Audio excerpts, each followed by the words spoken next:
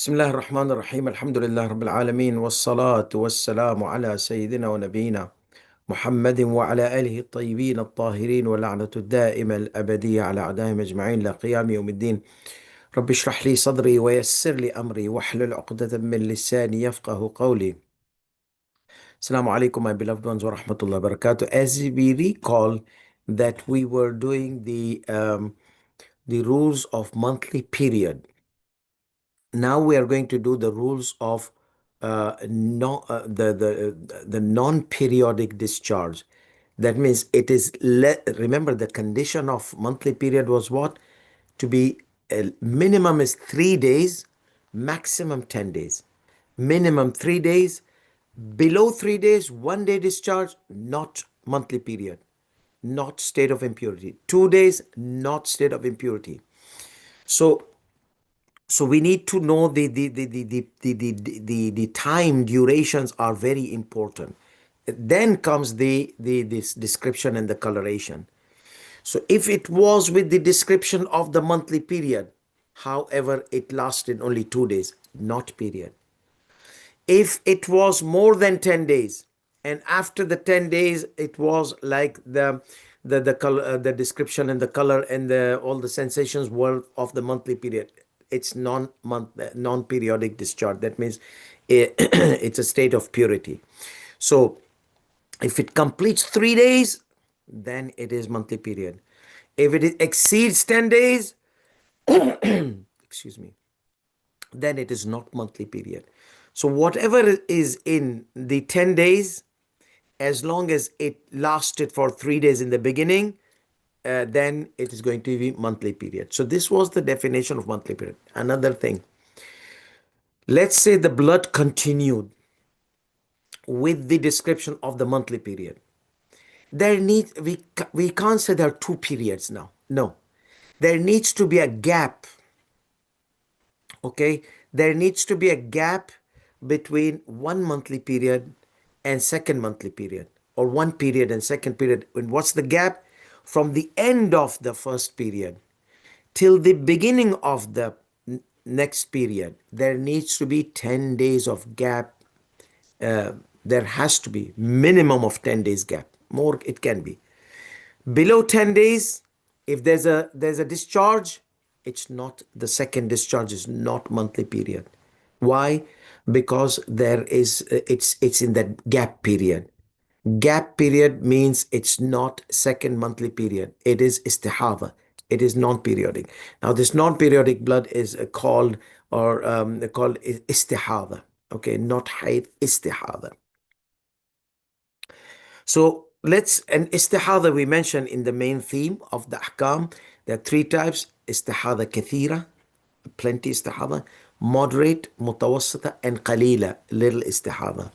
So let's see the questions and answers about that theme. Again, a reminder: istihadha kathira, she finds the cotton blotted with lots of blood, and it's dripping. And then the moderate, it's blotted with blood, but it's not dripping. That means it has contained the cotton, but there's no extra. And the minor istihadha, or the minimum istihadha, is where there are spots. The cotton is not contained entirely. So these are the 3 types of istihadha. First, it's istihadha, be it tawaf, salat al-tawaf, be it daily prayer. For every obligation, she needs to perform a ghusl. She did the tawaf, performs the ghusl. She did the salah. She wants to do the tawaf, she will perform the ghusl. She can do the tawaf because it's non-periodic discharge. It's not like a state of impurity. So after the tawaf, before the tawaf, she'll do the ghusl. Before the salat al-tawaf, she'll do the ghusl. Okay, where? I mean, in front of public? No, no, no. She'll do the tawaf. She'll do the ghusl and come from the hotel. She'll do the tawaf. She'll go back to the hotel. She'll perform the ghusl for salat al-tawaf and come back. What about the 10 minutes gap, which you said it shouldn't be gap? Yeah, for these circumstances, there are some exceptional cases. The 10-minute gap was in normal cases, but this is exception because you can't do the ghusl there. Okay, the once upon a time it was feasible. Now she'll have to go back to the hotel. Yes, she should not spend more time like, oh, let me just have my lunch and then do the ghusl. No, do the ghusl. Come to the hotel, do the ghusl. But my buffet, I'll miss the buffet. I'll miss the chicken kadai masala and murgi masala. And then you'll miss a tawaf. Good, kiss your tawaf goodbye. So the average time, okay, should be an average. She doesn't have to be right. Oh, get into the bathroom. Come on, bang, bang, bang on the door. Come on, let me get. I need to do ghusl and go back to the tawaf. No, that's not also required. No, an average pace. She goes to the hotel immediately, gets her clothing, does her ghusl, gets her clothing, comes back to the haram, and does the 2 rakat of tawaf. You see, the process is in moderation, not like sloppy, lazy lunch and this, and I'm going to take a nap and then no. So, and you need to prepare the guy who, if somebody is going to take you, then you need to prepare. Though nowadays, if the hotels are in front of the haram or very close, many women they go by themselves. Alhamdulillah, they're more brave than many men. So the time has changed. So therefore, she can, unless if she was weak woman and this average, what time does a weak woman, sick woman like her need? But should not exceed too much time in the gap. She needs to reduce it as much as possible between her and Allah subhanahu wa ta'ala. So that is istihada kathira. Istihada mutawassita, one ghusl, wudu for every salah. That is feasible. She'll do the ghusl from the house and come and do the wudu for the tawaf and wudu for salat tawaf. Wudu, she can take those bottles, so put some water inside, and then many people they have some bottles always with them. They do. And where do they do the wudu? They don't allow you to do the wudu. Spilling water is prohibited now, but they have dustbins there. Okay, they have dustbins where people they drink water, zamzam, they put on their head and they put in their eyes and this, and they have to do it in over the dustbin. Yeah, so if you are able to do over the dustbin wudu, and some women they are covering you in a way that no one is watching your non-hijabi areas, then you can easily. Many women they do, and many of them this chadar. They keep the chadar on and they do inside, and they have skills, mashallah. I mean, you will unimaginable skills they have that they will do under the chadar.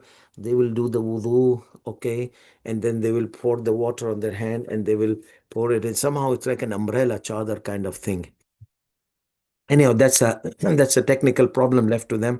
The ruling is that they do the wudu not in public, exposing themselves, and also not spilling on the groundwater, so they can come in those areas where they have zamzam water, and besides zamzam water they have large bins to throw the cups in it and and wash your head inside that, so you can do that. And the minimum istihada, the minor istihada, is she has to do wudu for tawaf and wudu for salat al-tawaf. So this is the general rule which we had mentioned in the theme. Now let's see the questions. Excuse me. المستحاضة المتوسطة. We're talking about a moderate now. This question is about medium. That means one ghusl to wudu for every action. إذا اغتسلت الفجر. Let's say she performs the ghusl for fajr, because the ghusl is one ghusl per day. Okay. So she performed her ghusl and she did her wudu and offered her salat. Offered her salat, which one? Salatul Fajr. Then she did her wudu, because it's one ghusl, one ceremonial bath, ghusl, and for every wajib there's wudu. So don't forget that she has to also pray Salat al-Fajr, Salat al-Dhuhr, Salat al-Asr, Salat al-Maghrib, Salat al-Isha. So the question asked that she did her ghusl, the daily ghusl, one day ghusl, and she did wudu for Salat al-Fajr. Then she did wudu, did her tawaf. Then she did her wudu, did her salat of tawaf. So will her tawaf be valid and her salat? or she has to do the ghusl separately for the tawaf and salat al-tawaf. Like she did, she did one ghusl per day for all the wajibat. That's her perception. And wudu for every single wajib. One ghusl is enough for the day, daily. It's a day validity is for the daytime. So, so he says, Damadallo says, yes, why not? I mean, she did her daily obligation, and then she has to do every single obligation before it. She needs to do the wudu. That's fine. So, يصح طوافها. Her tawaf will be correct. ويصح صلاة الطواف. So her tawaf will be correct, and the salat al-tawaf will be correct. ولا حاجة إلى الغسل لهما. And there is no need to perform ghusl for both of them. Okay, next question. هل يجوز المستحاضة الكثيرة أن تأتي بالطواف؟ Excuse me. Is it permissible for someone who is going through major or the plenty istihada أن تأتي to perform her tawaf and the salat of tawaf with the same ghusl in which she had performed her obligatory prayer? So she did the ghusl for salat al-fajr now, and she did the salat and tawaf as well. So is it permissible? I said, no. استحاضة الكثيرة, the general rule is she should do what? غسل for every wajib. غسل for صلاة الفجر, غسل for صلاة الطواف, غسل for صلاة الطواف, غسل for صلاة الظهر, غسل for صلاة العصر, غسل for صلاة, for every ghusl. Now there are some exceptional cases that if she's going to combine the prayers without any significant gap, then one ghusl is sufficient for two prayers. So if she's going to do this ghusl of Salat al-Fajr and she's not going to leave a gap, immediately she'll start her tawaf and immediately she'll start her Salat al-Tawaf. So will that be sufficient for her? Excuse me.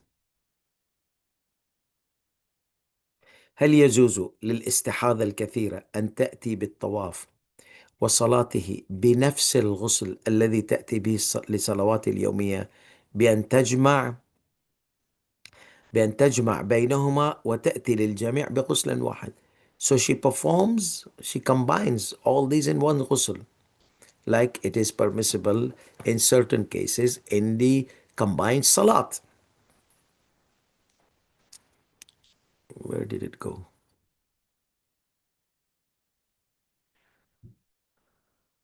Okay, so let's check where did it go.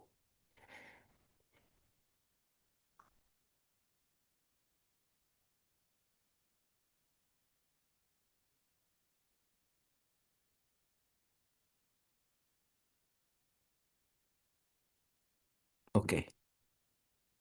Um,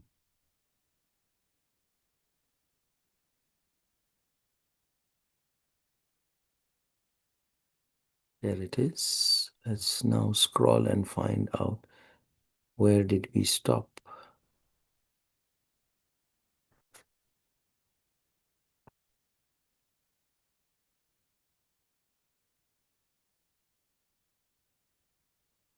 Yes. So if we go back to ruling number 293, I mean 296, it says وأما المستحاضة, and as for the women who is in the haid, فالأحوط وجوبا أن تتوضأ لها أن تتوضأ لكل من الطواف وصلاته. So we mentioned that in this is obligatory precaution. So we can't use the ruling of combining the two prayers here. إن كانت قليلة وأن تغتسل غسلا واحدا لهما وتتوضأ لكل ما. One ghusl and wudu for every action. So one wudu is not sufficient. أما الكثيرة, and as for the abundant istihada or plenty istihada, she should do absolutely in every case one ghusl for the tawaf and one ghusl for salat al-tawaf. on the basis of obligatory precaution. Okay. Now, this is something which we had done before. That means she has to do separate ghusl on the basis of obligatory precaution. That's why we said that she has to go and perform the ghusl. But since it's ihtiyat wajib, if some marja gives permission that she can combine, the way many of the maraja, they say a woman can combine dhuhr and asr together without any gap with one ghusl. So if a marja allows, then she can refer to the marja, then she doesn't have to go back to the hotel and do the ghusl and come back to perform her salat al-tawaf. So our question was, which we had lost it. Yes. So can she perform?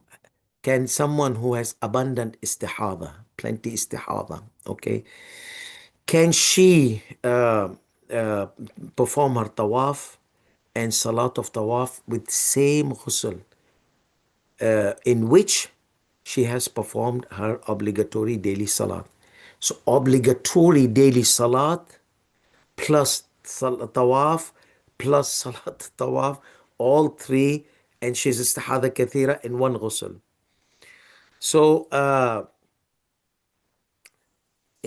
so she combines all these three one after another. ليس لها ذلك على الأحوط, on the basis of obligatory precaution she can't do that. نعم إذا لم تكن سائلة الدم بأن كان الدم يبرز على القطن متقطعا وحصل الفصل بين البروز بمقدار تتمكن معه الإتيان بصلاتها اليومية وطوافها وصلاتها فالأظهر لها ذلك. So here he presents the criteria which is according to him al-Azhar, most apparently. So what is the criteria for Sayyidi Sistani Damadullah? The criteria for Sayyidi Sistani Damadullah is this, that the blood is continuously flowing. Okay, she's istihada kathira, the cotton is packed, but there are intermittent times. So there are times the blood discontinues and there are and then comes back. So, and we said a little bit gap does not prevent her from being istihada kathira, because it's not about the cessation of the discharge, it's about the abundance of the discharge that makes a kathira and mutawassita the abundance, and moderate, and minor istihada minor, the amount of the blood flowing. And this amount of the blood flowing, there can be some pauses in the flow. So this is a unique thing, and that's why he said al-Azhar, most apparent to me. That means some other maraja might disagree with Sayyidi Sistani, because there's a qawlun zahir. So qawlun zahir does not allow her, because she is istihada kathira. She has to do for ghusl, for everything, for her salat, and then for her tawaf, and then for salat al-tawaf. But Sayyidi Sistani Damadullah has this opinion that when the blood being discharged, she knows that there is a pause. It might last like for half an hour. She did her ghusl from the house. For what? For Salat al-Fajr. And she knows that the blood will stop for half an hour, okay, till 1 hour. That kind of intermittent period. It's mustahada, okay? The blood flows, but then there are breaks, okay? There are pauses. She knows that there's a pause. In that pause, if that pause she can perform her tawaf, salat al-fajr and tawaf and ghusl, I mean, and salat al-fajr and tawaf and ghusl, then it is okay for her. Then it is okay for her. So the whole idea is what? The whole idea is having pause. If there is pause, then yes, she can do in one ghusl all three of them. Okay, so this is the whole unique thing. So he says that ليس لها ذلك على الأحوط وجوبا. In the beginning, it's obligatory precaution. That means Sayyidi Sistani is hesitation in giving fatwa. So it's like a gray area. She can refer to another marja. However, he says, one ghusl in all these three things, إذا لم تكن سائلة الدم if if she did not have continuous flow of the non-periodic abundant blood of istihadha, non-periodic discharge of flow, if she was not did not have continuous flow, بأن كان الدم يبرز على القطنة متقطعا. So when she examines with the cotton, there's no blood. And after half an hour, she examines, she feels something is being discharged, she examines, there's blood. So if she had that kind of situation, between two bloods, there was a gap or a period or a pause, nothing came out on the cotton. بمقدار, and that amount of pause was sufficient for her to offer her daily salat, any of the daily salat, maybe Dhuhr and Asr together, that's fine. Uh, but let her do the tawaf and salat al-tawaf. At least she has secured her salat, tawaf and salat al-tawaf. And then she can do salat al-dhuhr, and she can do salat al-asr. So if she is able to do all these things together, before that whoopsie daisy comes back, then he says, فَالْأَظْهَرْ لَهَا ذَلِكَ مِنْ دُونِ حَاجَةٍ إِلَى تَجْدِيدِ الْغُسُلِ. Most apparently to me, okay, other maraja might differ with me, that most apparent she can do without any necessity or need to perform every ghusl for every single wajib here, because it's an interesting ruling, because the general ruling is no, it's the rule of istihada kathira. And say the Sistani Damadullah has serious problem from the beginning with the evidences of it. So that's why he keeps putting ahwat wujuban, obligatory precaution, obligatory precaution. So if somebody is there, some marja is breaking the ice of Sayyid Sistani's gray area, then why not? She can refer to that marja as long as it's in line with the alamiya, with the most knowledgeable. And we discussed this yesterday, so I'm not going to repeat it. Number 3, المستحاضة التي يجب عليها تجديد الطهارة قد تتخلل قد تتخلل بسبب ذلك فترة طويلة بين أعمالها من الغسل أو الوضوء والطواف وصلاته، فهل يضر ذلك بصحته أعمالها. This is what I mentioned in the beginning. That's if she has to do ghusl for everything and the blood is flowing, she'll have to go to the hotel, come back. Go to the hotel, come back. At least for tawaf and salat. Okay, one, she did the ghusl and came, so tawaf is done. Now for salat al tawaf, she'll have to go back. Now this gap is not going to be 10 minutes, Sayyidina. You see, 10 minutes, she'll just get into the hotel 10 minutes, especially if it's crowded time. So, will that gap, okay, reasonable gap, obviously, will that reasonable gap يجب عليها التجديد قد تتخلل the redoing the purification would require some time in the middle of these two things, and there would be a gap. So he says, the question is al-mustahadha, the one who is in the state of istihad, especially the one who needs ghusl for every salah. As I said, wudu is not a big deal. Okay, she can do it with bottle of water and something. But we are the main thing is istihad al-kathira. But this general, let's say in the wudu also she needs some time more than 10 minutes. She needs to go to find to that drum. Where is it? Like it's like behind Maqam Ibrahim. So you don't have to look for it. In every corner they have these green Zamzam barrels and green drums. Okay, green dustbins. Abundant istihada, the one who is going, or al-mustahada, he did not mention which type. So maybe she wants to do wudu, she might need time more than 10 minutes. She's very old and she wants to walks on her stick and goes into that. 10 minutes gone just by reaching that area where she can do wudu.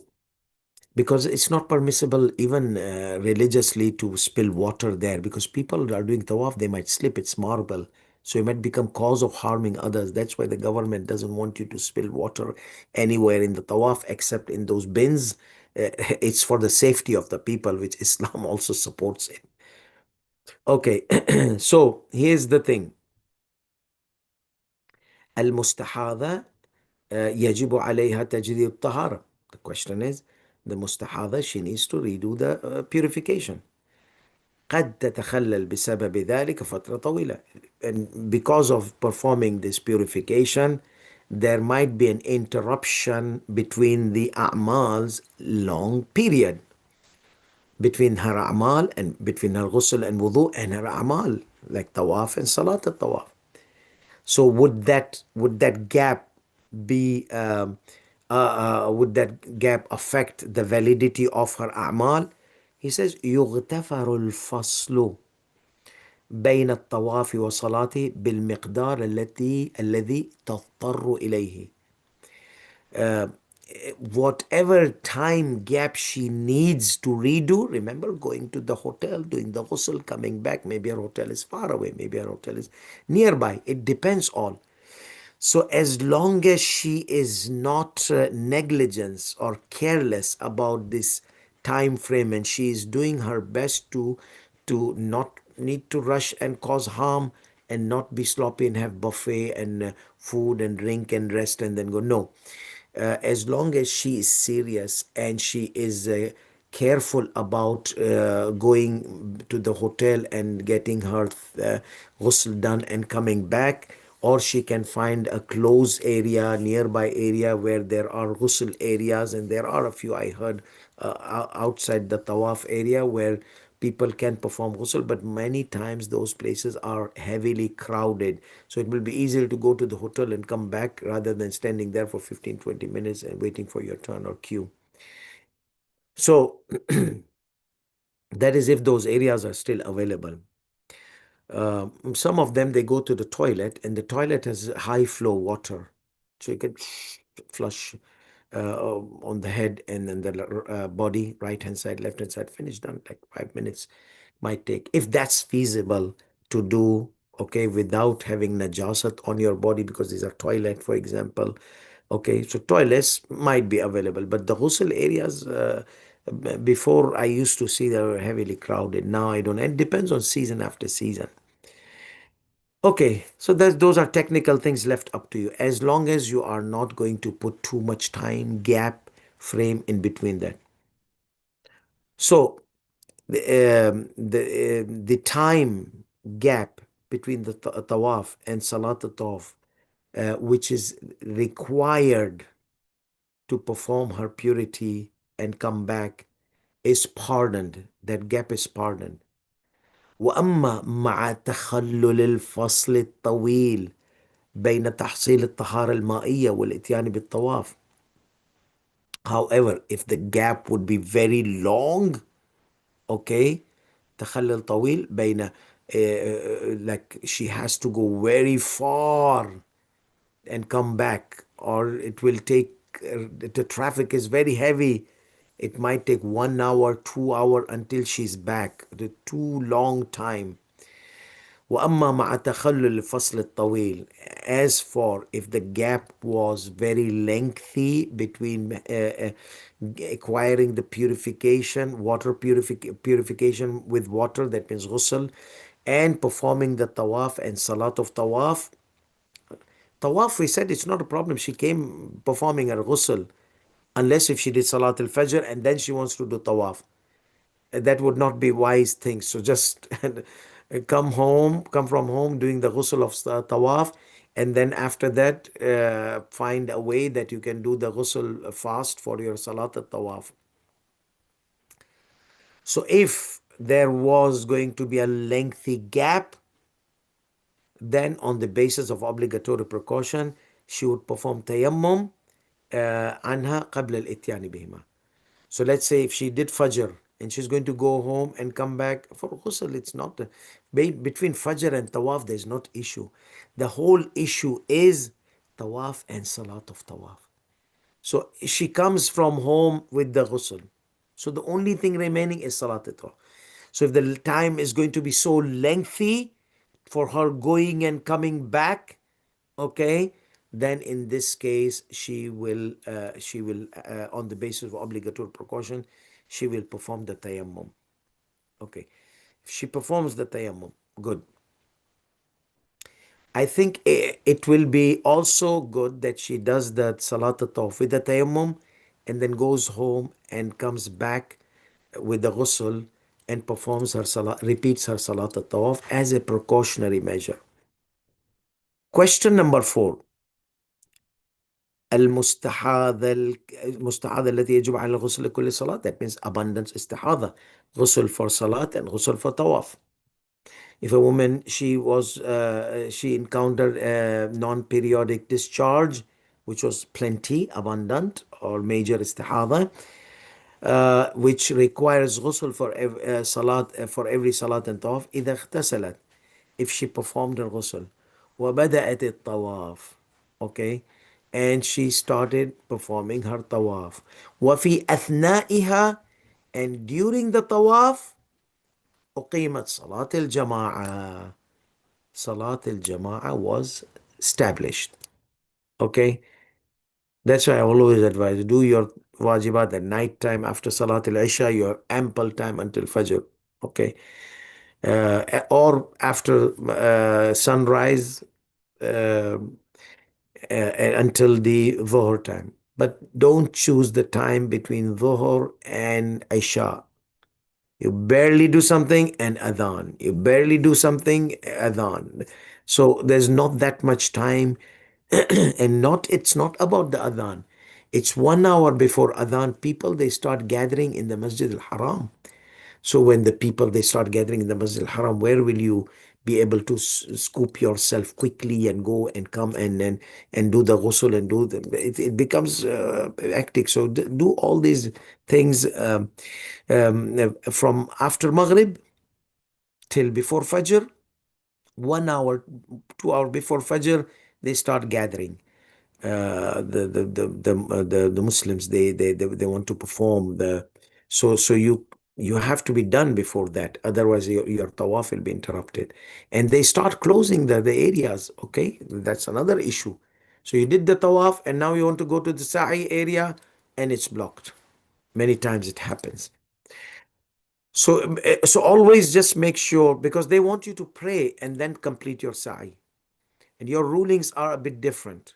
So therefore, you need to make sure that your tawaf and your sa'i, which is crucial, is done. Your tawaf and salat al-tawaf, sorry, is that, because the gap between tawaf and salat al-tawaf, the tawaf and sa'i, is in one day you can have like 3, 4, 5 hours. That's fine. But tawaf and salat al-tawaf together, that is where your issue of the your issue of the is that they both have to be together, not more than 10 minutes gap, and for this istihada, not too long gap. If too long gap is going to be there, then unless if there was pauses, we had mentioned about the pauses. So he says that al-mustahada, the abundant istihada, the major istihada, the one which requires to perform ghusl for salah, for every salat and every tawaf, if she performs her ghusl and starts her tawaf, and during the tawaf, while she's performing tawaf, salat al-jama'ah was established, uh, and she prayed with them because it was her wajib salat. Also, she had to pray. ثم أكملت طوافها. After that, she would complete the tawaf. فهل يصح عملها if it was not that intermittent thing, pause? So no, she has to redo. لا يصح. لا يصح. It will not be valid, because she's supposed to do ghusl for Salat al-Fajr or Salat al-Dhuhr, Asr, and ghusl for tawaf. She did two in one. But what could she do? I mean, she could have chosen the time before, after the Salat al-Jama'ah, as I mentioned. Some technicalities are required here, not just like go and do it any time and then you encounter Salat al-Jama'ah. And if you are new and you say, I'm new, I did not, ask people there, ask those people who have been there. Eh, if they can't tell you even the simplest thing and simplest technical things, then you shouldn't be going with this group. So these technical things are very important. And the group leader and the Maulana with the group leader, he needs to guide the people in these kind of situation. That the main thing is not bringing the HAJJ and charging them and taking profit and building your life. No, if you're taking money from them, you're responsible for securing their Hajj. And for that, if you're a caravan leader, you need to provide a proper Maulana, not the ones who, may Allah respect them and bless them, those who recite Majalis. They're Maulanas of Majalis, not Maulanas of fiqh, Islamic laws. So choose a scholar who has experience in Islamic law, okay, or not scholar. Maybe somebody is non-scholar, but he has been going for Hajj several years, and he maybe Dhakir, maybe Maulana, maybe whoever. The person who's expert doesn't mean just a scholar or Maulana. No, he knows all the ahkam properly, and the scholars, they have testified for this lay person, or a person who's educated but not a scholar. Okay, he could be Dhakir, he could be Majlis reciter, he could be Noha reciter, he could be anyone. He could be an engineer, he could be an engineer, he could be a doctor. But he has been going for Hajj regularly and following the ahkam. In a way, sometimes the scholars, they refer to these, they lay people. So it's not just wearing the amama and this kind of thing. No, it's knowing the right person who could guide the caravan of Hajj. These are responsibilities of the caravan leader, to designate someone who could guide the thing, not just getting their money and this kind of making a business out of Hajj. Ziyarat, okay, that's fine. But the manasik al-Hajj are very important. And many times people like us who are teaching ahkam, we get stuck, and we have to refer back and refer to the office of Ayatollah Sistani and find out if there's update. There's some, now these we see in this question and answer, they're answering the areas where it was not mentioned in the theme. Okay, like this if flow of blood was stopped, there was a pause. She can do all the things as long as there's pause. This is not available in the theme. This is where these questions, they come. We have to ask. I know some mujtahideen who have given bath in ahkam manasik al-hajj. Sometimes they get stumbled and they have to refer to the office of Agha Sistani. So it's not just simple to collect the money and collect the hujjaj like a cattle and throw them in Makkah and Medina. I used to go sometimes in Arafat, after Arafat in Muzdalifah. The Maulanas, all Maulanas disappear in our caravan, because we divide this Maulana for this group, this Maulana for this group. Every Maulana has one group. In Muzdalifah, they are like scattered Bani Israel here and there and looking for the Maulana. So, please, Shaykhna, help us. Where is your Maulana? We don't know, where did he go? Where did he disappear? This and that. So Maulanas, many of the caravans, not every caravan, many caravans, Muzdalifah night, there's a disappearance night. So this is the thing which I experienced. Maybe things have changed, maybe things are better now. But when I experienced things, people were, because those Maulanas, they don't want to get into trouble in answering wrong answer, because they are there because they got a free Hajj. Bring 10 Hujjaj, they tell me also. Bring 10 Hujjaj, we'll make your Hajj free. Baba, I don't want free Hajj. Okay? I will pay for my Hajj. I want to make sure that the responsibility is fulfilled of the Hujjaj. That is the main thing. So basically what we need is the caravan leaders, they need to be very careful about whom they choose, because it is on their shoulder. Every mistake, every error happens because of the negligence of caravan leader from choosing someone unexperienced. So some of those who disappear in Muzdalifah, you know, and it happens like in my time when I was young and we used to go Hajj as a caravan guide. Muzdalifah night, people, other shios disappear. And then all of them on the eighth day, they appear after the sacrifice or before the sacrifice. But that night, people have masail, ahkam, they're looking. Anyhow, we pray that Allah subhanahu wa ta'ala accepts. Allah is Rahim and Ghafoor, as long as we are not negligent and we are not careless about responsibilities of people. Allah subhanahu wa ta'ala, inshallah, is merciful. These are all guests of Allah subhanahu wa ta'ala. There's a lot of room of the mercy of Allah subhanahu wa ta'ala for the guests for his guests. So inshallah, we pray that Allah accepts all the Hajj of the Hujjat. But I was talking about the responsibility of the caravan leader and the caravan Maulana. So huge. Let's see. Yeah. So she did 2 in 1. and then لا يصح. it is not valid. وعليها إعادة الفريضة اليومية بغسل حيضها، بغسل يخصها. So when she did the ghusl of istihada, what was her intention? Ghusl for tawaf of salat al-tawaf? Ghusl for tawaf. Okay. Then that salat which you prayed your farida in between, that is invalid. That requires separate ghusl. Okay, unless if she had a pause. That requires separate ghusl. So what does that mean? That means kiss her salat goodbye. So what would she do? Normally, after the salat is done, they stand up and they continue tawaf. So her tawaf will be okay. So he says, لا يصح وعليها.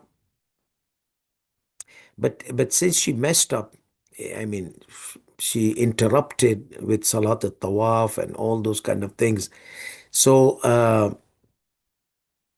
and you know that we discussed this before the for completing the fourth round, after the completing the fourth round. So all these rules will be applied.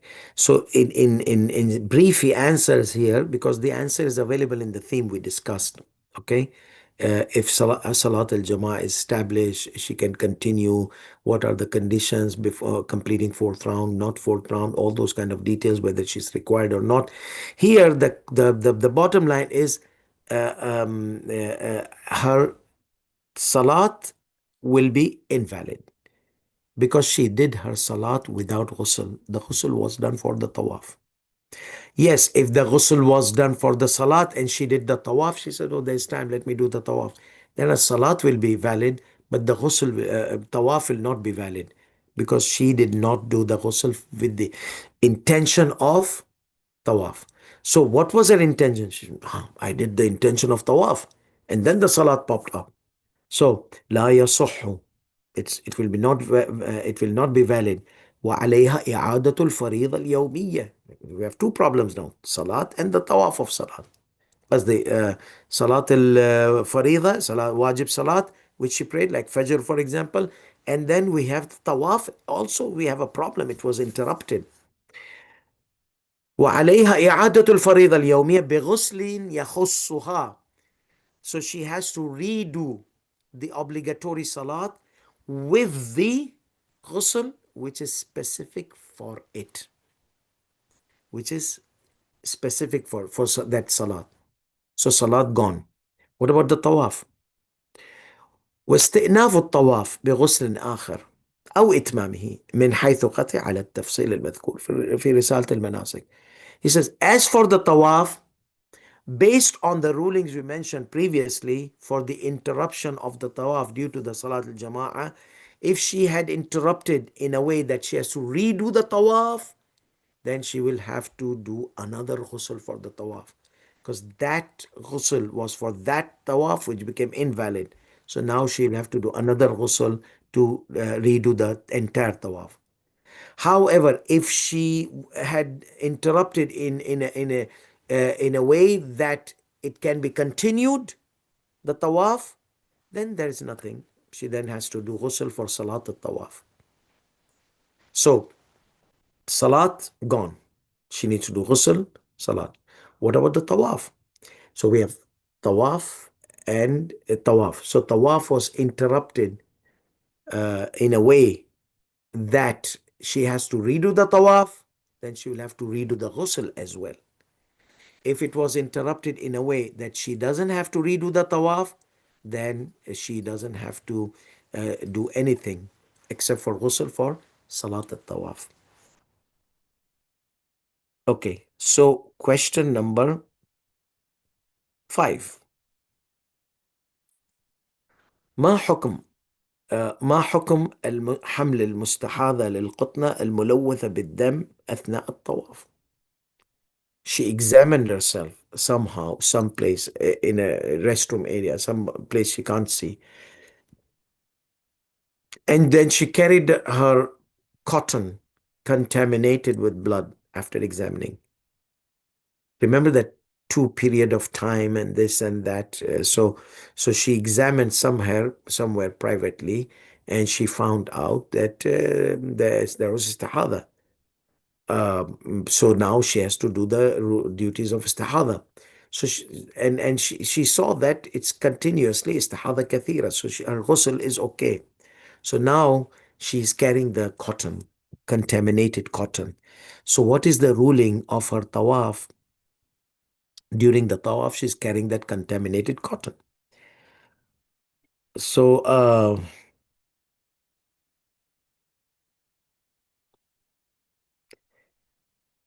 yeah, obviously the question is very, like, the question is talking about, because you will say that they're green dustbins, why didn't she throw it? So this carrying is not carrying in the pocket, okay? You know that the tampon or whatever they call it, you see. So the cotton is polluted with blood, and it's inside her, okay? So this is what can you do? Can she do the tawaf while that cotton or tampon or whatever they call it, okay, is um, is in the cavity? Uh, so he says, إذا كانت استحاضتها كثيرة فالأحوط لها تبديل القطن والقماش التي تشد عليها قبل الإتيان بالطواف. If she was if her istihada was abundant, major istihada, then on the basis of obligatory precautions, she needs to replace the cotton and the wrapping cloth over it, which she tightens the cotton, okay, before performing the tawaf. So she came from the hotel. She went to the toilet and she saw that it is contaminated with blood. So she needs to change that before she starts her tawaf. Okay, she needs to replace. Now this is, once upon a time they used to put cotton and they used to wrap it with a cloth. Now women, they know their responsibility, but this is the thing, that they need to replace it. That's it. I'm not going to go into details. ولا شيء عليها في غير ذلك. And other than this situation, if it was not istihada kathira, it was not plenty, because plenty istihada, remember the definition, the blood is contained and it's dripping, like it's blotted so much. But mutawassita, no, the blood is contained. There's not coming out. It's not leaking out or something like that from the cotton. And qalila, there are spots and very mild blood on it, on the cotton. So therefore, it is very important for us to understand these rules, especially for our beloved daughters and the believer women. They need to know these rules, because as the guy, they need to know the rules of janaba. Women, they need to know the rules of hayd. So it's in Islam. It's a responsibility not only upon women. It's upon men and women. When they encounter janaba issues a lot. Some people, they have discharge of the discharge, and then they have to do ghusl janaba, and they have to do. Some people, they have this continuous discharge. Some people, they have discharge they doubt. So there are rules for the men as well. Okay, it's not just only women. So because the purity of men and purity of women is required from the physical and metaphysical impurity. So, yeah. إذا استحاضت المرأة. Question number 6. إذا استحاضت المرأة أثناء طوافها الواجب فما هو حكمها? She was performing the tawaf, okay, and the blood has stopped. Now, this is when after 10 days. Remember, after 10 days, it's not hayd, it's not monthly period, it is non-periodic blood. So if she was performing the tawaf after 10 days of her period, she felt flow, discharge, the cavity. Okay. Regardless of the color, sensitive, whatever, it is istihad, it is non-periodic blood, which is the case of purity. But she has to do those kind of things, responsibilities which we mentioned. And or no, before 3 days, okay, before 3 days, um, uh, there was like bleeding one day and finished, and then bleeding came, discharge was there for only 1 hour and stopped. Okay, so somehow this was istihada. She felt some flow and it stopped while this was before 3 days. Stop means with big pauses there. So it is istihada. So because it needs to be continuous for 3 days. And after 10th day, so let's consider after 10th day is easier to understand. So after 10th day of her Hayd monthly period, she encountered periodic blood. I mean, no, a flow of discharge in the cavity. So she, during the tawaf, of course, the rule of fourth round, completing the fourth round and before the fourth round will apply. That's a rule of thumb of Sayyidi Sistani Damadullah. So he says, either if it was before completing the fourth round, kiss your tawaf goodbye. The her tawaf would be invalid. If it was after completing the fourth round, فلا يبعد الاكتفاء بالإتمام بعد الإتيان بوظيفتها وإن كان الأحوط الإتمام ثم الإعادة. So he says it is not far away to consider that her responsibility will be to perform her responsibility depending on her state, kathira, abundant istihadha, major istihadha, or moderate istihadha, or minor istihadha, whatever its duty is, she will perform her responsibility and continue the tawaf. That's it. He says this is sufficient, al-iktifa.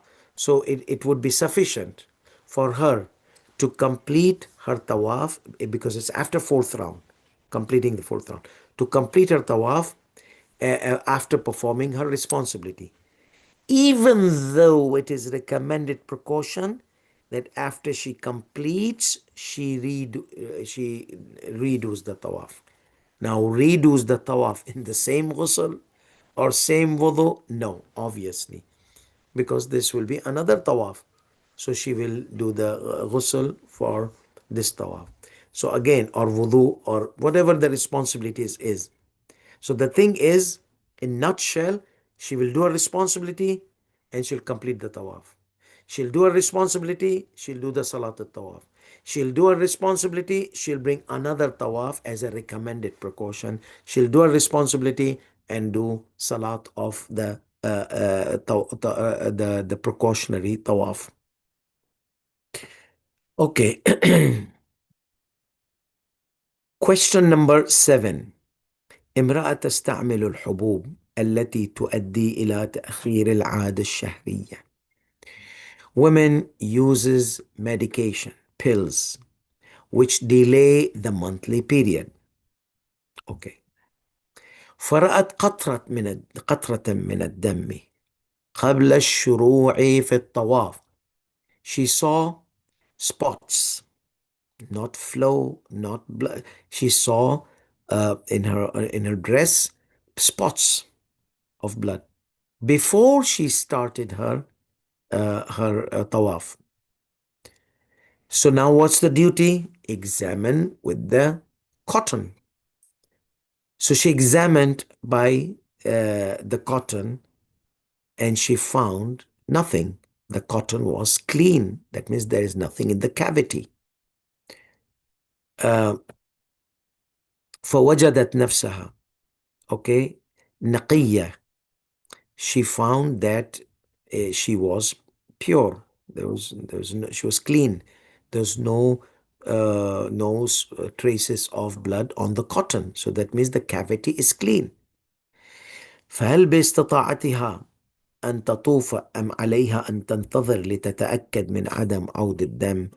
So will it be possible for her to perform her tawaf, or she has to wait until she confirms that the blood does not come back? The response of Sayyidi Sistani Damadullah, لا يلزمها الانتظار. Waiting would not be necessary. بل تأتي بوظيفة المستحاضة بعد النقاء وتطوف. Okay, so after she got spot and stopped, she's clean. So now what will she do? And spots means that she could be istihada qalila. So لا يلزم, she doesn't have to wait. بل تأتي بوظيفة المستحاضة. So after she examined, she was clean, nothing inside, she will perform her responsibility as mustahada. And obviously here in this ruling is istihada qalila because it was spot. So she will do her wudu, she'll do the tawaf, she'll do her wudu, and she'll do the salat al-tawaf. Okay? But she doesn't have to wait. She just goes with the mustahada.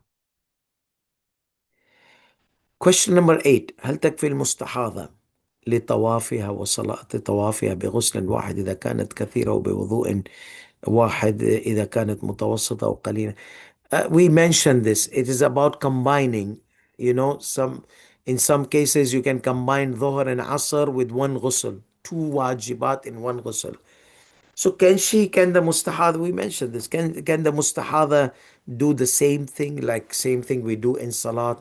For example, she says that she says that we do one ghusl and combine dhuhr asr in kathira, abundance istihada, major istihada. Moderate istihada, we just go with the what, one ghusl and one wudu, and then combine dhuhr and asr. And in the qalila, less istihada, just one wudu and two salat together, jama' bain al-salatain, with certain details mentioned in the chapter of istihada. So this is the question. And can one do her responsibility and combine these two things? So he says, أما المتوسطة والقليلة فالأحوط لا أن تتوضأ لكل منهما. No, it's obligatory precaution. If you can find a marja who allows you to do that, then do. أعلم, most knowledgeable after Sayyid Sistani, الأعلم فالأعلم, that condition of أعلم فالأعلم. If you find otherwise, the moderate one, she will do for wudu for every salah. One ghusl per day, wudu for every salah. And then qalila, the minor one, she will do the wudu for every salah. And that is on the basis of obligatory precaution. وَأَمَّا الْكَثِيرَةِ, remember we said the abundance istihada. If she had some intermittent time of pause, in that pause she can do all together. So he says, if the blood was flowing abundantly, continuously, and there is no gap in between the flow of the discharge of the non-periodic blood istihada, okay, we are examining through the cotton, okay, which she carries, because she carries a pack of cottons. So there is one buruz, the blood, there's no intermittent. Let's say if it discontinues for some time, at that time is sufficient based on her experience. And then after that she checks, then she can perform all these. لا ينقطع على القطنة تحمل فالأحوط أن تغتسل لكل من الطواف وصلاة غسلا مستقلا. Okay, so if it's continuous flow, okay, abundantly, plenty blood, okay, and continuous flow. So plenty, musta'adha kathira. Continuously, there's no gap. She needs to do for every for tawaf ghusl and for salat al-tawaf ghusl independently. مستقلا وإن لم يبعد الاكتفاء بغسل واحد لهما, even though so this is recommended precaution here. I mean, فالأحوط أن تغتسل لكل من الطواف, because once he says even though, it would be sufficient when one ghusl for both of them. So that means previously he mentioned أحوط وجوبا. Now he mentions أحوط, and after that even though. So that's recommended precaution. So it seems that the ruling has been changed.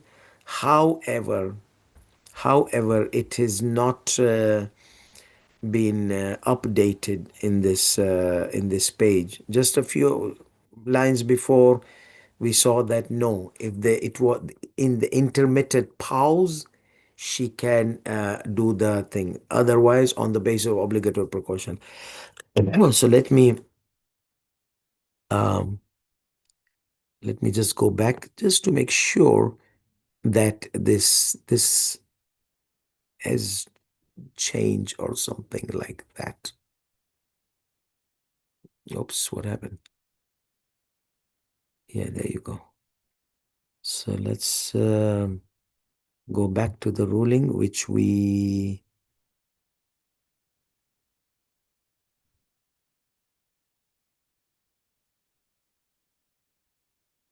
yeah.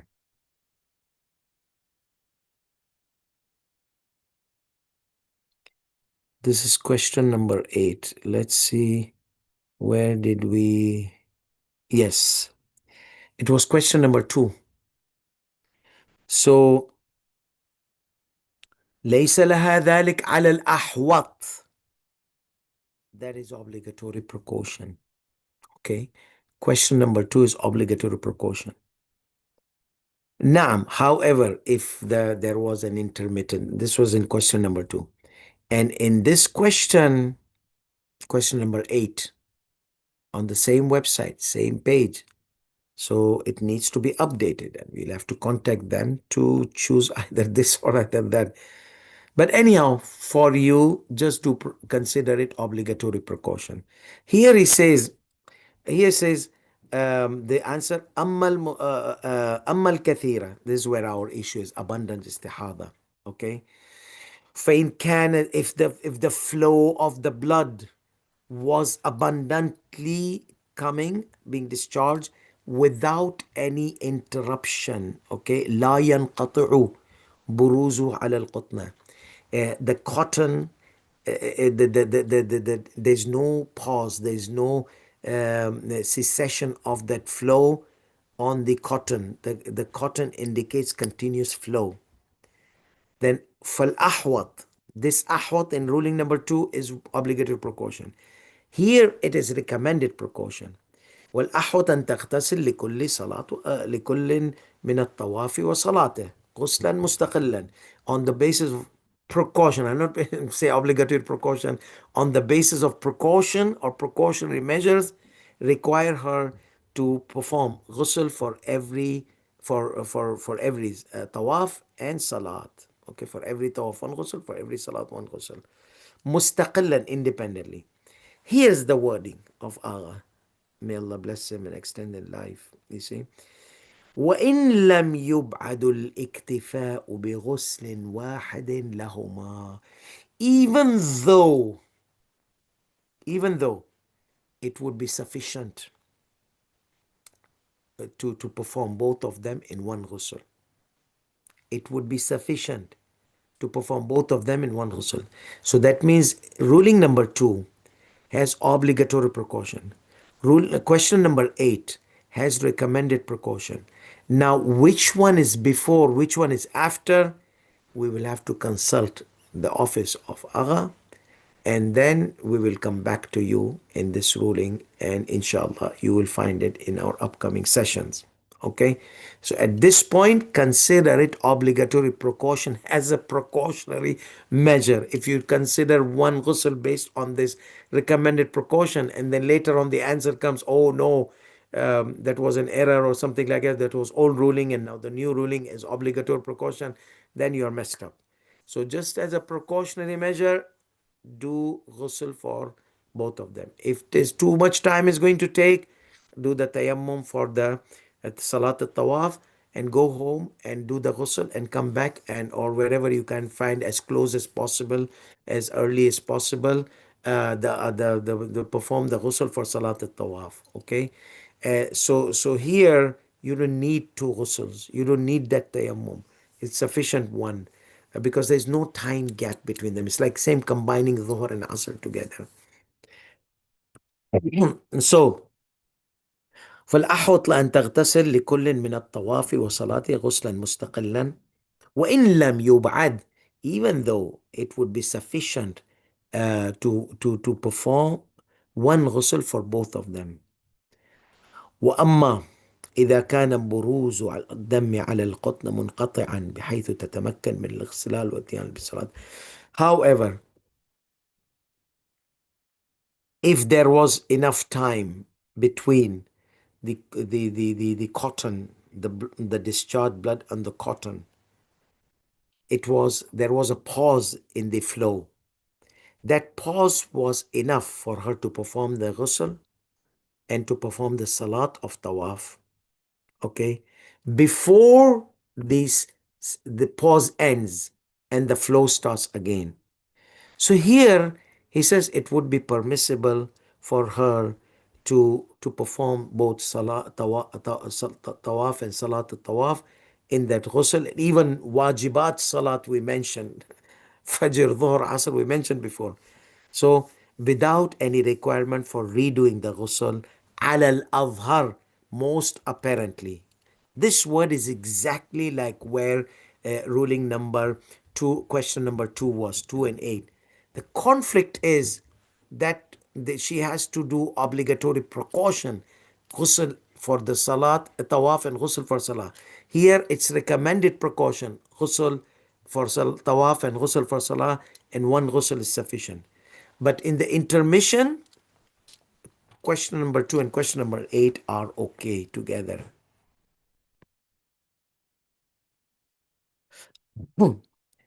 التفصيل المذكور. You know something? Let me just copy paste this and send it now before I forget.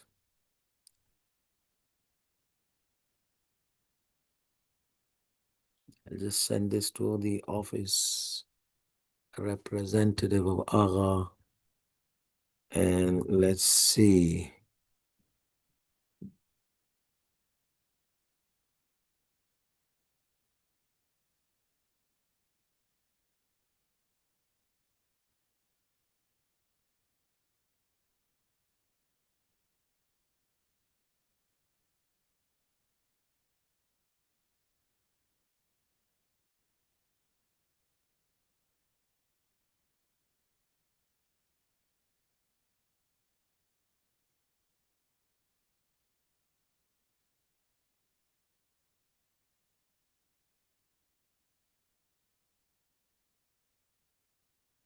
Okay, so this is question number 2, and let's copy and paste question number 8 before I forget.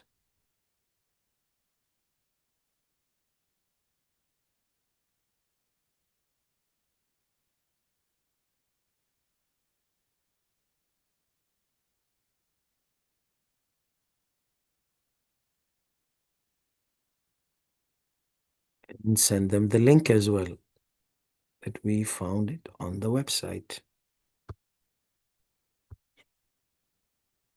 And obviously, nobody's perfect. These minor updatings happen. These are technicians working. They just copy paste all whatever is given to them from the ahkam, and they somehow, the scholar who's supposed to update and observe, we miss a lot. I mean, it's not like something intentionally.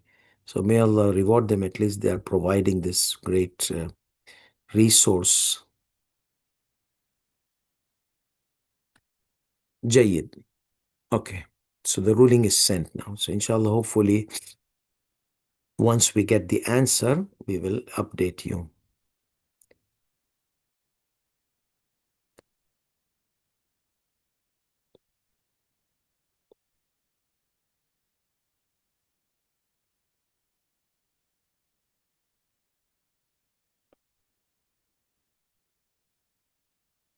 And again, he says that in the same ruling, he says it would be sufficient for her to perform the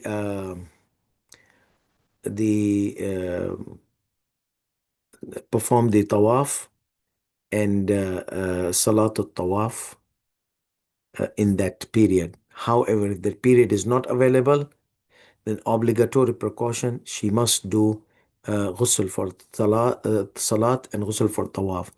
And then there is up, which is recommended to do, and there is something to do with the cotton.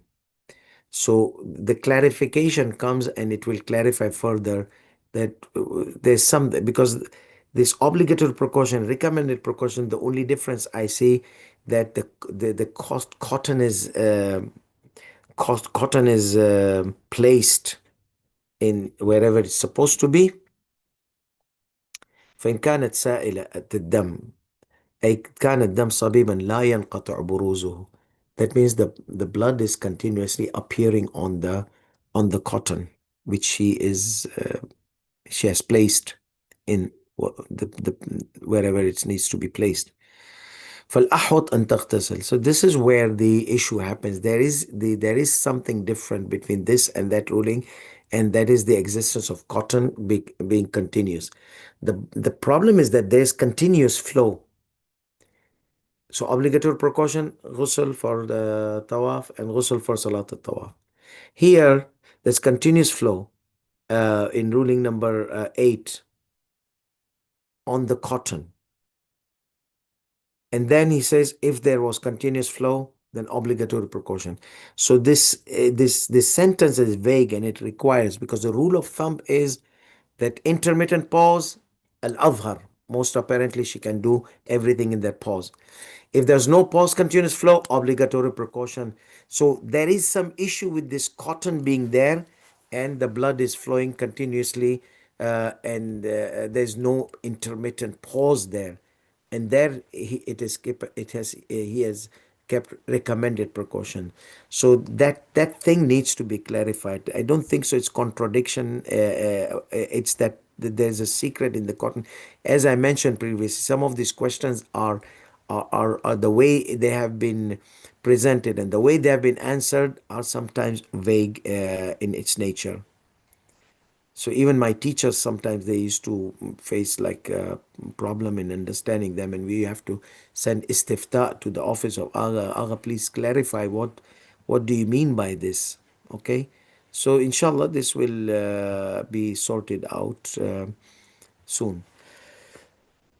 Let's see question number 8.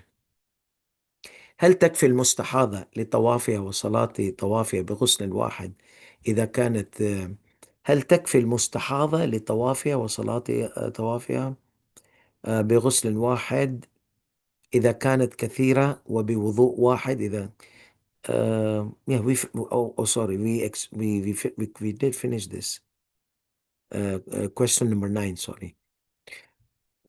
التفصيل الوارد في كيفية الطهارة the detail which has been mentioned about the abundance istihada, plenty istihada, with regards to the one ghusl for tawaf and one ghusl for salat al-tawaf, which you had mentioned in the main text or main text of the manasik in ruling number 296. So with what should which one should they apply? Okay. التفصيل وارد في كيفية طهارة المستحاضة الكثيرة لطوافها وصلاة طوافها في جواب السؤال المتقدم. So previous ruling, question number 8, this is a follow-up question. Okay. So should we follow what you have mentioned there in ruling number 296? that ghusl for tawaf and ghusl for salat of tawaf on the basis of obligatory precaution, or we can apply the rule which you had mentioned here in this question with regards to having a pause in the flow of the blood of istihada, abundant istihada, that she can combine everything together. He says there's no problem in applying whatever we have mentioned in this questionnaire. وإن كان العمل بما في المناسك أحوط, even though whatever we mentioned there, it's recommended precaution. Because there's a gap. Here he says أظهر. Al-Adhar, one ghusl for all tawaf and salat and even salatul farida. If that gap can contain a wajib namaz, wajib salat. So this is here. This is not mentioned in the theme, main manasik. So the questioner asks, Should we follow that or should we follow this? He said, no, follow. You can follow whatever is in the question and answer here. However, if you follow the manasik, it's recommended precaution. Why? Ghusl. What is in the manasik? Ghusl for tawaf. Ghusl, even if there is a pause, ghusl for salat, ghusl for tawaf, ghusl for salat of tawaf. So you see, there it's a general rule. Here there's an exceptional case. There is intermittent pause. There's a pause of the flow of the blood stops for some time and comes back for istihad al-kathira. So this is not mentioned there. So which one should we apply? Can we apply? Yes, you can apply this one. And if you want to do recommended precaution, do ghusl for the tawaf and ghusl, even though there is a cessation of the flow, there's a pause in the flow. That's fine. It's recommended precaution. Do just ghusl for tawaf and ghusl for salat al tawaf. But the only problem is the time frame which is required. So he can perform this adhar and perform his salat. And if he wants to do the precautionary measure, then she can go home. I mean, not he, she. That she can do her use this adhar, do the salat and the tawaf and the salat and tawaf both in that period of cessation or the pause of the flow. And then if she wants to do the precautionary measure, and it was not hassle, the hotel was just in front of the Kaaba, then she can do this ghusl for the salat. Because as long as she has the privilege that she has this pause, just get it done, everything in this pause. Question number 10. إذا نزل عليها شيء من الدم ثم نظرت في القطنة. If there was a discharge and she examined the cotton, she did not find anything. Okay? It was a little bit of spots she saw on her dress. So she examined the cotton. She examined the cavity with the cotton. She didn't find anything in the cavity. So she did her responsibility as mustahada, non-periodic, as mentioned previously in one of the questions. وطافت. She did her tawaf. Okay. So وطافت and صلت خلف مقام إبراهيم. وبعد 3 أيام نزل الدم. And after 3 days, there was a flow of discharge of the blood. And she doubted وشكت في أنه كان مستمرا في وقت الطواف وصلاته، فهل يجري في حقه استصحاب نزول الدم إلى حين الطواف والصلاة أم يمكن تصحيح طوافه وصلاته. So she doubts this because she saw spotting, she examined, there was nothing there inside. So then she performed her responsibility as mustahada, and she did the tawaf around the Kaaba and salat of tawaf, and according to the rulings of istihada.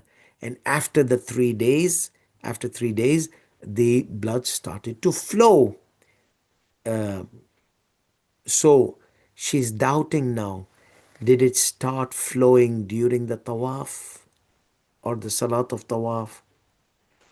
So or she can consider the continuity of the purity, okay, until she had confirmed that the blood was discharged.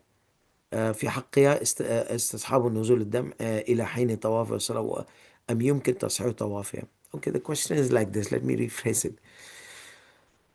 So the blood was so she's doubting. Did the blood flow from that time when she spotted the blood and there was nothing in the cavity?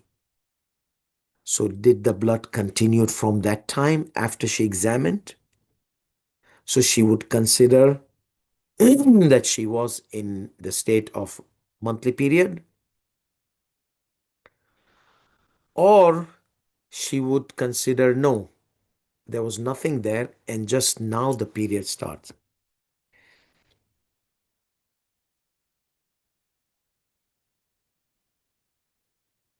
Okay. الجواب: إذا كان الدم النازل محكوما بالحيضية, if the blood which is being discharged was judged as the monthly period. Like what, Sayyidina? How will she judge? كالذي تراه ذات العادة الوقتية في أيام عادتها. Okay. أو تراه آم، تراه غيرها مع كونه بصفات الحيض. So remember, the monthly period is of two types. One is the one which has a specific period, other one which has no specific date, and the specific date is two type. One is date and duration fixed, or one is only date but duration not fixed. In both cases, she has a date. Whenever her date enters and she sees blood, that is hayd, regardless of any signs of blood of hayd, signs of blood of istihada. No, khalas. Your date came, that's your monthly period. What about the other four? Who are the other four? The one which has fixed duration. Every month she has fixed duration, but she doesn't have fixed date. Or the one who's the beginner, or the one who has forgotten, or the one who has a disruption in her monthly period. She doesn't have any consistency. Every month it comes this day, that day. So what about these? So we have six types. Two, they have fixed date. The other four, they don't have fixed date. So what is their ruling? When would they judge the blood of hayd is hayd? If the blood is discharged with the characteristics of the blood of hayd. So they go with the characteristics. The fixed date, she goes with the date, regardless of the characteristics. So the characteristics of the blood. So she will go with the characteristics of what of the blood. So and continuation of for 3 days. So the blood was what with the characteristics of the blood, or for the fixed time it came on her time. So it was judged as the blood of hayd, blood of monthly period. For that lady with the fixed time, it came on her time regardless of the characteristics. With those who don't have fixed time, the blood was with the characteristics and the flow continued for 3 days. And that also, they both condition is for both all of them, condition is that it should continue for 3 days. So كالذي تراه, such as the, if it was judged as monthly period, such as the one who has fixed time or date, she observed it in her date, the days of her date, and or other than the one who has fixed time, observed the characteristics of the blood of monthly period. ثم انقطع عن الظاهر. Then the blood stopped from externally.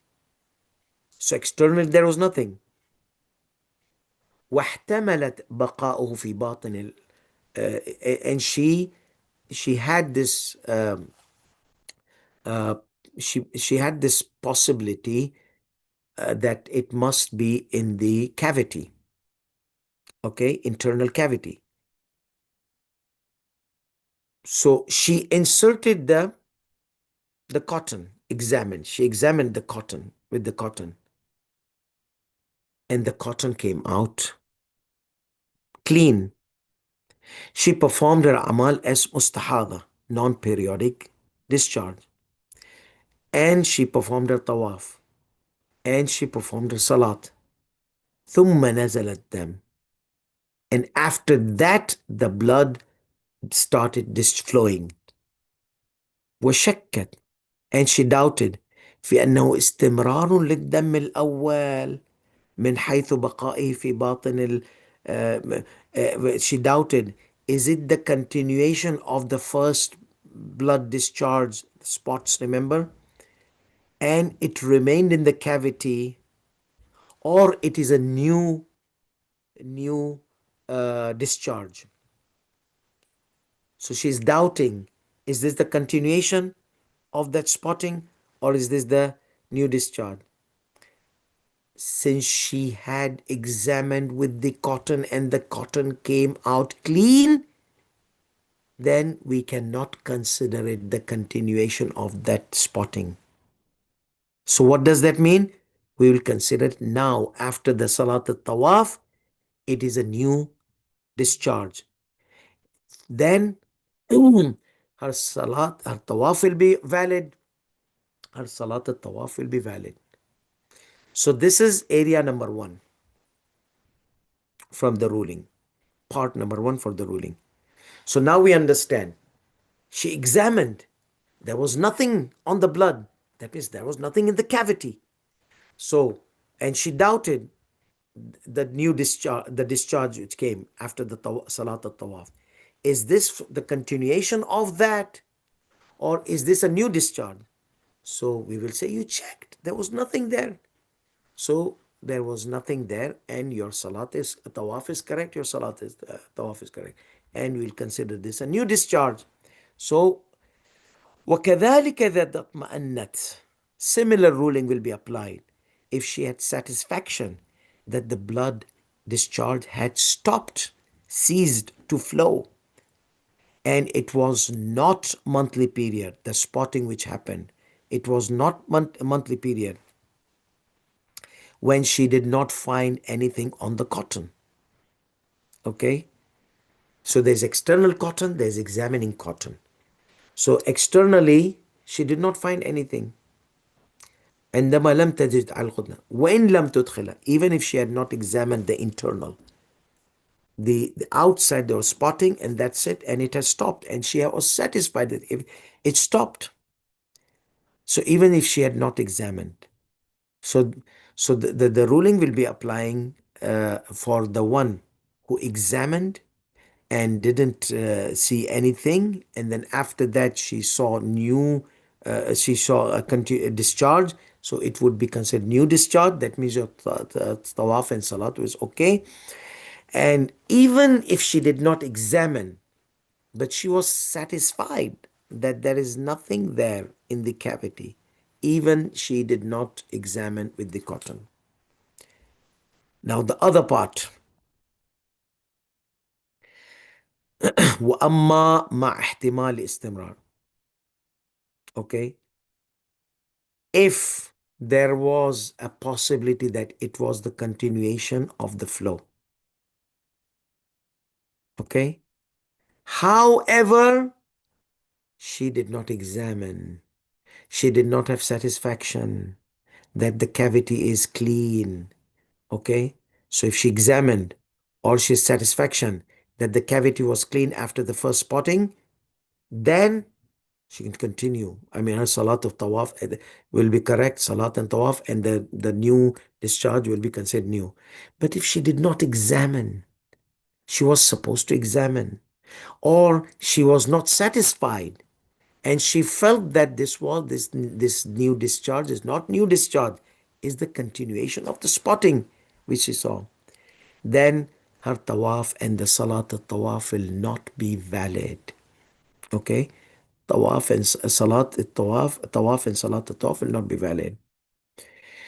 And finally, so she's supposed to examine if she spots.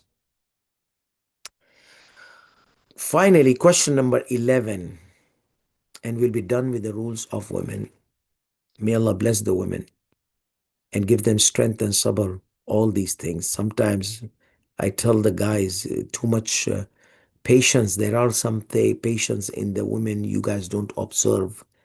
They really need to be respected, especially if she's a mother, she's a sister, she's a daughter, she's a mother of your child. All these things, there are too many stressful situations, and yet she goes through these kind of situations. Bless their heart, and may Allah give them strength and sabr and inspiration to fulfill their responsibilities. Question number 11. هل المستحاضة هل للمستحاضة بأنواعها أن تبادر إلى أداء الطواف الواجب مع علمها بانقطاع دمها لاحقا انقطاع برء أو انقطاع فترة تسع. Okay, here's the thing. A woman, she has a discharge, non-periodic discharge, which is istihada. All the types, whatever types, بأنواعها, whatever types. Does she need to wait until the bleeding stops or the discharge stops, or she can just go ahead and do her responsibility and do it أول الوقت? So what is her responsibility? Because maybe this discharge might stop before the end time of Salat or before the caravan leaves. For the Tawaf and Salat al-Tawaf, we have this caravan issue was the biggest issue, or the day of Arafah. These are two deadlines, you see. So either she's going to encounter Arafah, so does she have to wait a little bit until the last day in a way that she can perform the tawaf and the salat tawaf and be in Arafat, or until the caravan leaves? So can she delay, or she can perform, or she has to perform ASAP? So the question is, can a woman who is ongoing non-periodic blood istihada, that means with whatever type, can she go ahead and perform the tawaf, obligatory tawaf, knowing that the blood discharge might stop or cease or discontinue later on? What type of discontinuation? There are two types of discontinuation. Permanent discontinuation, that means khalas, that whatever was remaining, it's done, she's clean now for like 1 month more. She'll be not having any kind of bleedings until the next period or before the next period. So she's clean.